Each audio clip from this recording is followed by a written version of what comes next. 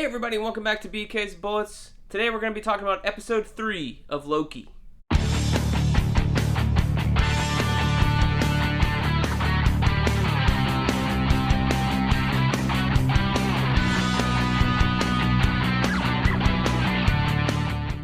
Hey everybody, and welcome back to BK's Bullets. Today we're talking about episode 3 of Loki, and as always, I'm your host, Brent. Before we get into the review, let me ask you to please subscribe. Helps me out, helps the channel grow, lets you know when I drop new videos, all that stuff.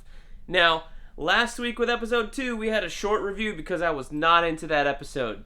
You might have the same thing this time because I don't know what to talk about, what this show's about. I'm kind of getting tired of the Marvel shows, kind of like...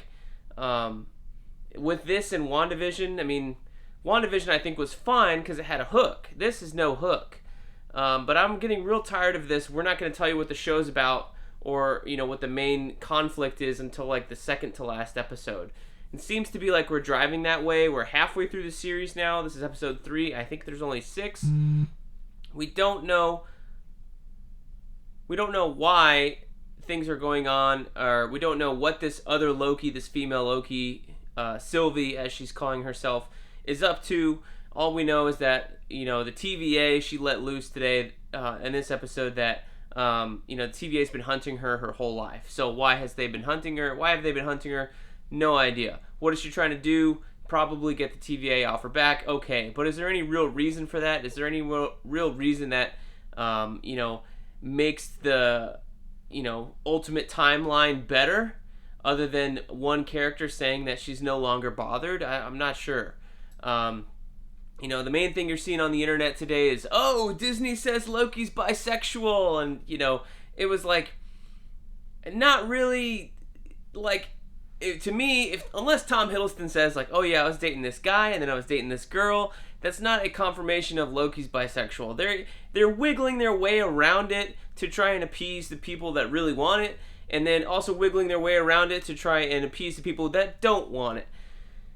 You know, Sylvie said, is there a girl waiting, or maybe a guy, or maybe a little of both? And he was like, maybe a little of both. And then, I mean, you could say that to anything. If you have 1 or 2 people that you're dating, whether they're the same gender or sex or not, you can say like, a little of both. Or, you know, if you're just fucking around, you just go, a little of both. Like, to me, that's not a confirmation of like, Loki's bisexual, but you're going to see endless articles about it on the internet and how Disney did representation a favor, and I'm like, well, until you see people kissing on screen as a main character, Disney's done no favors to representation, so don't give me that bullshit. Yeah, you had LeFou and some other guy kissing in the background of Beauty and the Beast. May have been the first on-screen gay Disney kiss, but it was like this big in terms of where you could see it on the screen. So you've got a main character making out with another character of the same sex, orientation, whatever. I don't think it counts. So that's just me. I'm straight. I don't really care. But to me, I can see the wiggling around in order to appease people and appease the other people at the same time who want to be able to write it off. So I'm calling BS on the whole thing and saying this doesn't count. You need to go further than that if you're going to try and do this route. I got no issues with it, but if you're going to do it, do it. That's always my motto. If you're going to do it, then do it.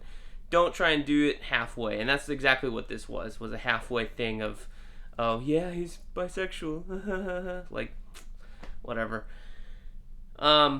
This episode kind of went, I mean, it did not go nowhere. We saw, I thought the first half of the episode was the best part of the episode, where Loki is chasing Sylvie in the TVA, and she almost gets to the doors, and you have the judge come here, and you know they escape right there, and then right there at the end of that part of the episode is kind of where the episode started to go downhill for me.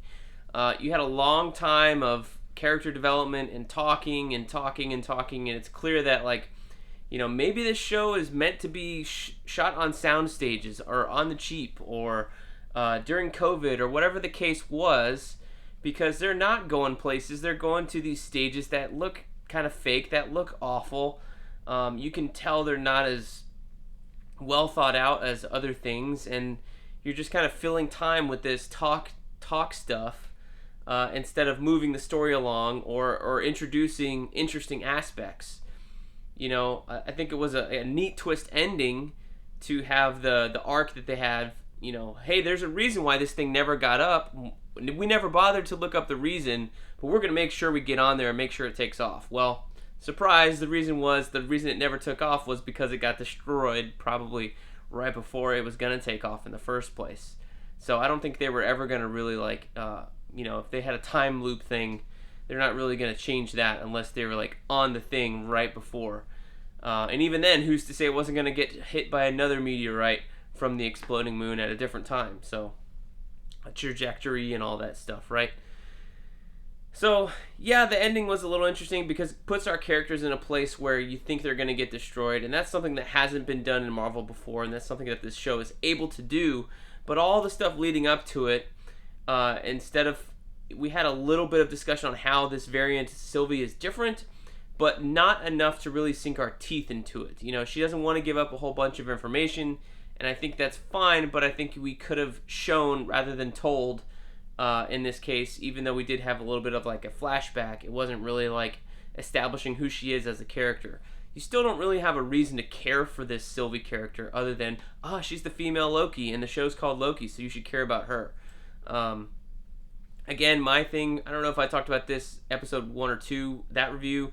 I thought maybe this show should have been, and maybe I still think this too, a Loki procedural in the way of Law and Order, SVU, or Chicago PD, where you're tracking down different variants each time, and then there's a bigger thread going on. I mean, that's more of a television show format, and that's not what Marvel seems to be doing. They seem to be doing a 6-hour movie that tells one story. But again, the same way the Justice League Snyder Cut was 4 hours long and super boring to me, is the same way that this show's dragging on because it's 6 hours long and almost super boring right now. So I don't really know where this show is headed. I will continue to watch it and review it, but I'm not a fan. I do not think that this is, I've seen some articles proclaiming that Loki is Marvel's best show yet. No way, no how. To me, it's WandaVision as the best show, with a close second with Falcon and Winter Soldier, and this is a low third for me. So, I'll keep watching. We'll see where this goes. Will it ever take off like the arc at the end of this episode? Only time will tell, and we will be the judge of that ourselves. So, hope you guys enjoyed this video. Let me know if you're loving this show. Why am I not loving it? Tell me why. Why do I need to love it? Tell me what you love about it, and convince me otherwise down below in the comments. We'll chat about it there. So, thank you guys for watching. As always, we will see you guys next time in the Funny Pages.